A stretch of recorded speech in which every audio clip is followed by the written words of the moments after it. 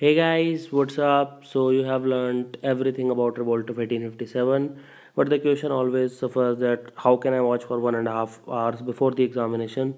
So I'm making this lesson. Using this, you will be able to revise the entire revolt of 1857 in less than 10 minutes. Okay, obviously I'll not be able to talk about exhaustive details, but more or less the important information will be covered. This is presented by me, Roman Saini, and do follow me on Unacademy, that is www.unacademy.in/user/Roman Saini for all the lessons here.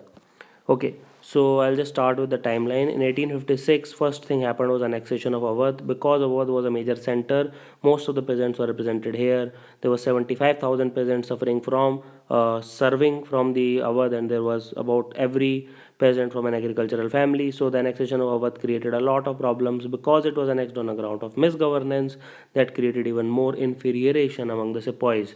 Second was the summary settlement method. This causes really harsh taxation rate that again pissed off the agriculture. Okay, agriculture people, all the farmers, they had to pay a lot of revenues already because of permanent settled system and etc. So that goes there.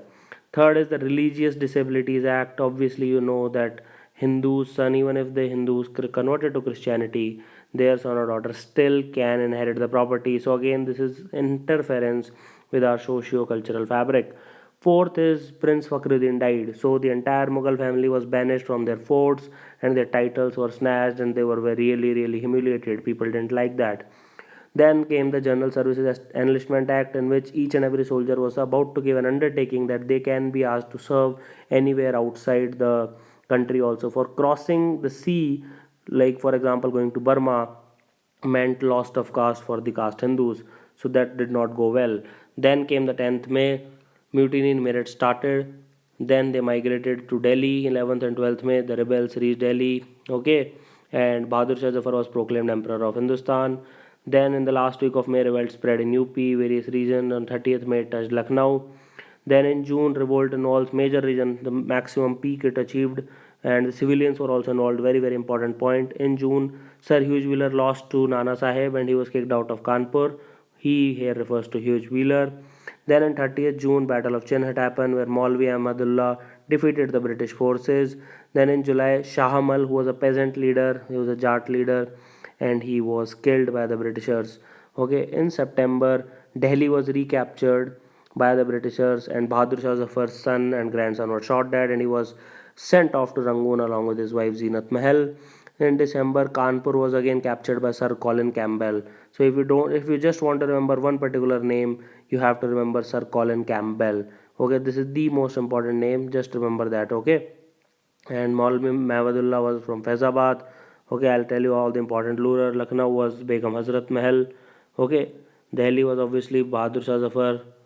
Okay, so now moving forward, so in March, you know that Lucknow was captured. Begum Hazrat Mahal of Nepal, she fled to Nepal. Okay, her son Brijesh Kadir was proclaimed as the ruler, and they could not hold the fort against the Britishers.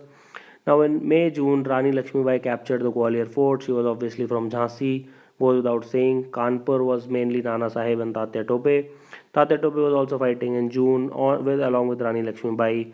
But when the Rani Lakshmibai killed and Tatya Tope fled away, Gwalior fort was recaptured, and this marks the end of the revolt on 20th June 1858. Tatya Tope was later betrayed by Raja of Narwar and he was hanged in 1859 in Shivpuri, Madhya Pradesh. Now, on 1st November 1858, Allahabad Proclamation came. This Allahabad Proclamation was done by Lord Canning and it formally ended East India Company's rule in India, and Queen was declared as Empress of India. Now, rebellion is basically meaning is the expression of suppressed feelings against the colonialism. Okay, this is the key point. You have to remember this particular point. Now, causes of rebellion can vary from economic causes like extremely harsh taxation system, summary settlement system, as I was saying. Industrial revolution in Britain, it broke the back of Indian industries, destroying the very fabric of Indian handicrafts industry. Now, it's okay that if you destroy one particular industry, as long as it is constructive destruction, okay. But it was not constructive destruction, it was destructive destruction because they took all the raw material from India, got it processed in the mills of Manchester, and then the entire finished good was dumped into the Indian market. Not so good. Okay, Now they had zero employment in agriculture because agriculture was again in a really bad shape. There was zero industrialization in India. There was drain of wealth according to Dadabhai Naroji, and land of the zamindars were taken away. Now, before I forget, the important leaders in Kanpur was Nana Sahib, Lucknow was Birjish Qadir, son of Begum Hazrat Mahal, Bareilly it was Khan Bahadur, Jagdishpur it was Ara or Bihar it was Kunwar Singh, Jhansi it was Rani Lakshmi Bai, Delhi it was Bahadur Shah Zafar nominal but General Bakt Khan in real, and Faizabad it was Maulvi Ahmadullah. And Sir Hugh Rose defeated Rani Lakshmi Bai, and it was Colin Campbell who played the major role in Kanpur and Lucknow. In Banaras it was Colonel James Neal, and in Delhi it was John Nicholson and Lieutenant Hudson. Okay, now the political cross is obviously a greed of the British Empire. This is subsidiary alliance system of Lord Wellesley and doctrine of lapse. This all led to annexation of various states. Military causes or sepoys were completely frustrated. Past mutinies used to happen. They used to get less bhattas. They were given less promotions. They were treated inferiorly. They were given poor arms. And the issue of Enfield rifle, where the to bit of the pig and the cow fat to bite the cartridge. Then there was bone powder in atta or the floor. Then there was bhattas issues. Foreign bhattas were not paid. They were treated inferiorly. They were not allowed to wear the caste marks. They had problems with crossing of sea. Now, in socio-economic causes, they were Britishers were affecting Indian customs directly, like sati, widow remarriage. They were promoting widow remarriage. They were inhibiting child marriages, and they were also promoting women education. So all these issues Indians felt really threatened. So these were the main causes of the revolt. And what are the reasons of the failure of the revolt? Most important reason is it was limited in its territorial spread. It was limited to Uttar Pradesh, Delhi, Bihar, and northern MP. Only certain classes participated. For example, Indian middle class, educated class did not participate. That was a real setback to that the revolt. Now, numerous states and classes, rather than supporting the revolt, or even rather than staying neutral, they actually ended up supporting British. For example, Rajasthan, Punjab, they really supported British. Madras, totally loyal to British. And the intelligentsia class, as I was saying, was in favor of British rule because they thought British is bringing modernization to India. They are bringing modern tempers and science and technology. Okay, Western civilization was supposedly superior to our superstitious and illogical sepoys and farmers. How stupid is that? Anyway, inferior resources, obviously they had inferior equipment. They were fighting from pikes and swords and etc. They had poor training. They had poor organization skills. There was absence of modern means of communication. There was no telephone or nothing like that.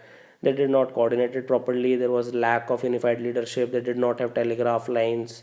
Okay, now they had zero understanding of colonial rule, so this was also very problematic.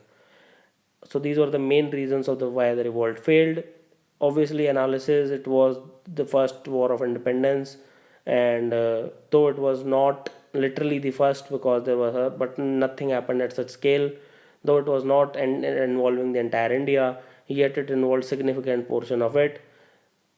And obviously the main effect was Government of India Act of 1858. East India Company completely ends up here. Viceroy concept comes, who reports directly to the Queen. Lord Canning becomes the first Viceroy of India. Queen becomes the Empress of the India, and this marks the beginning of India's confidence, and India starts to struggle for next 90 years, and finally we culminate on 15th August 1947, where India becomes independent of the British rule. So this was entire revolt of 1857 in less than 10 minutes as promised. This is Roman Saini signing off. Thank you for watching this lesson. Have an awesome day.